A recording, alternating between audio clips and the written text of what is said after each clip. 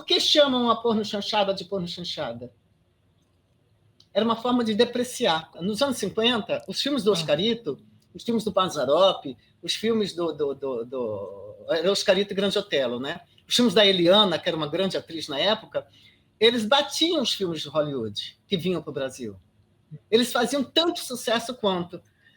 Qual a forma de parar com a chanchada, com o filme da época? Era chamado de chanchada. Tinha-se grandes estúdios. Tinha Veracruz aqui e Atlântida no Rio. Então começaram a chamar de chanchada para ver se depreciava aqueles filmes. Sim. Conseguiram. Aí a gente veio com o cinema novo, né? Que foram feitas algumas coisas na base uma câmera, uma ideia na cabeça, uma câmera na mão, né? E aí surgiu o Cine Marginal, que foi um dos melhores filmes que eu já assisti na minha vida. Tem digitalizado no YouTube, que é Os Marginais, né? Os Marginais maravilhoso. Maravilhoso. E aí veio esse filme, e aí, em seguida, o Odi Fraga inaugurou o cinema nacional com sexo, né? E a gente nunca foi patrocinado pela ditadura. Isso foi criado para destruir aquele tipo de cinema. Porque a gente fazia um filme em 15 dias. Eu vi, o Homem do Caldo de Cana ganhou dinheiro patrocinando os filmes da gente, ajudando, porque ele recebia de volta, sabe? O homem lá que ficou famoso, o cara do Caldo de Cana, que dava dinheiro para fazer filme. E entre outros, que na época tinha o dono da Rede Duque, era Rede Duque, não sei se mudou de dono. Tinha um cara que era dono da Rede Duque, era filho do dono, mas ele seria o herdeiro. Não sei se está vivo também. Ele também patrocinava. Não tinha a lei é isso, lei é aquilo. Recebia o que a bilheteria dava, sabe? Então tinha retorno. Então, assim, esses filmes ajudou muita gente a começar no cinema. Por exemplo, Carlos Reichenbach, Esgarzela. O Esgarzela começou antes, foi na época do Cinema Novo. Então, esses filmes ajudou muita gente. O Carlos Reichenbach foi uma grande expressão do cinema nacional. Começou lá. Muitos que não admitem hoje em dia que começaram lá. Por quê? Porque foi depreciado o local e foi depreciado o estilo de filme. Era cinema de rua. E eles começaram a chamar de porno-chanchada. Quem começou com isso? Dizem as más línguas, não estou afirmando, que foi a Maria Baiana, Maria Clara Baiana, enfim, foi uma crítica chamada Ana Maria Baiana, eu acho. Ela começou, ela e o Rubens Eibald dizem, eu não tenho nenhuma prova, eu só estou repetindo o que me falaram, que receberam dinheiro do cinema de Hollywood para destruir o cinema nacional. E realmente conseguiram. Porque não existia porno-chanchada na época. Nós não fazíamos porno-chanchada. Isso começou em 80 a falar isso. Mas começou com quem? Quem começou pela primeira vez? Né? Então, dizem que receberam dinheiro para isso. Mas eu não tenho certeza, eu não vi, não tenho nenhum documento. Estou só repetindo uma foca que se falava. Aliás, o Inácio de Araújo, ele sabe dessa história direitinho. Um puta crítico de cinema, você devia convidar ele. Olha, eu vou convidar. O Matheus Trunco falou que o próprio Carlos Reichenbach, ele tinha essa teoria também. Ele falava isso toda hora. Ele fala que ele repetia Ele falava, eu acho que o Carlão não era teoria, não. Eu estou dizendo teoria para não levar um processo. Não, estou dizendo teoria também. Talvez não talvez não seja teoria. Pois não tinha essa teoria, não. Então, assim, porque ele, o Inácio de Araújo, sempre falaram isso. Eu não ia falar o nome do Carlão, mas o Carlão falava mesmo. Então, era para depreciar esses filmes. Acontece que também existia o projeto de grandes salas de cinema, grandes salas não, de micro salas de cinema, num lugar só, que é Cinemark, essas coisas. Você pode ver que foi nos anos 90 que começou esse Cinemark.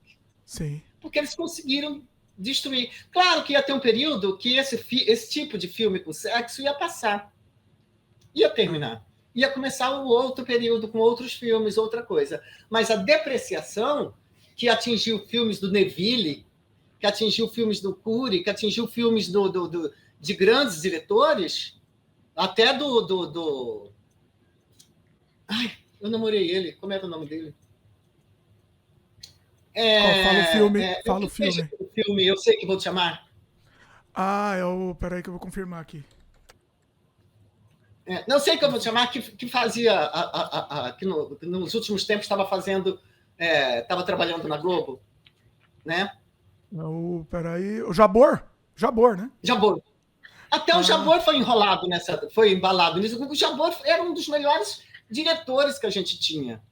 Sabe, ele abandonou o cinema, né? Ele falou que abandonou. Não, mas ele abandonou porque se tornou essa papagaiada que tudo era pano chanchada, sabe? Tudo era pano chanchada. Só livraram a cara dos atores, porque eram machos, né? Só livraram a cara dos atores, mas não livraram a cara dos diretores, não livraram a das atrizes, então foi terrível, né? Pior ainda.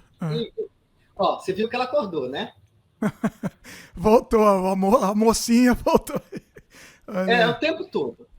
E aí, eu tô com a mão tudo arranhada por causa dela. Eita, nós. E aí, então, o que acontece? Aí começou esse preconceito, porque em seguida chegou a época religiosa, que foi nos anos 90, parte dos anos 90, né? Depois do pagode, que, aliás, chamavam de pagode porque era uma coisa de pessoas pretas, porque pagode é uma coisa maravilhosa. O nome pagode é samba. Aí disseram, isso não é samba, é pagode. Pô, tem músicas da época, tem música que não vale nada da época, né? Mas como assim? Sempre tem as coisas boas e coisas ruins. Sim. E tinham músicas muito boas. Mas como era uma coisa feita por pessoas pretas, poxa, aí não ia passar mesmo, não ia passar invicto esse período. Olha, tinha músicas incríveis. O único que conseguiu se salvar, o Belo, porque é um carisma do caralho. Eu nunca vi uma pessoa tão carismática como o Belo. E o Péricles, né? Você vê que os outros não ficaram quieta. Os outros não permaneceram. Um dos caras mais musicais que eu já encontrei chama-se Salgadinho. O cara tem ouvido absoluto, nunca estudou música. Ele sabe tudo. Ele estava me ensinando a cantar. Num dia, ele quase conseguiu me ensinar a cantar. Então, e um cara maravilhoso, um ser humano do bem. Então, assim, esse tipo de preconceito que se tem contra o sexo, contra pessoas pretas e contra o cinema nacional ficou muito forte. A Globo, para se manter, ela teve que fazer o núcleo, porque senão não iria para manter o cinema, né? Até foi feito pelo Daniel Filho. Mas senão não iria. Aí tiveram que começar a fazer aquelas historinhas baseadas nos filmes americanos, aquelas comediazinhas horríveis. Plastificado. Tudo plastificado, tudo igual. Ou se não, aquelas coisas